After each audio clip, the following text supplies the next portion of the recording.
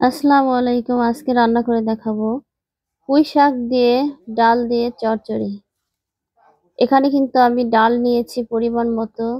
ডালটাকে ধুয়ে পরিষ্কার করে নিয়েছি, তার সঙ্গে নিয়েছি পেঁয়াজ কুচি, রসুন কুচি, কাঁচা মরিচ আর হলুদ, স্বাদ মতো লবণ দিব, কারণ এখানে ডালের পরিমাণ কম, লবণও সেই পরিমাণ বুঝেই দিতে হবে। এবার কিন্তু তেল দিয়ে আমি এটাকে খুব সুন্দরভাবে চটকে মেখে নেব। অনেক সুন্দরভাবে হাতের সঙ্গে মাখতে হবে। হাতের সঙ্গে মাখাটার জন্যই কিন্তু ডালটা অনেক বেশি মজা হবে।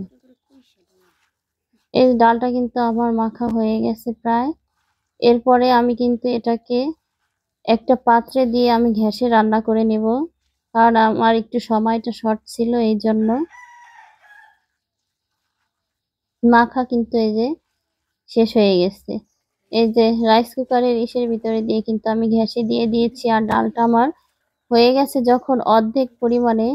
এরপরে কিন্তু আমি এই পুঁই শাকগুলা ধুয়ে কেটে পরিষ্কার করে রেখে দিয়েছিলাম, আর সেগুলা কিন্তু এই যে ডালের মধ্যে দিয়ে দিয়েছি।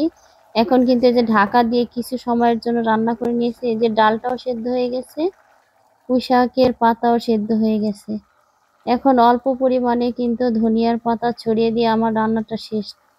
এই ডাল আর পুঁই শাকের পাতা দিয়ে চচ্চড়ি করলে কি যে টেস্ট লাগে বলে বোঝানো যাবে না। এই যে রান্নার শেষ প্রসেসিং অনেক সুন্দর হয়েছে। সবাই ভালো থাকেন।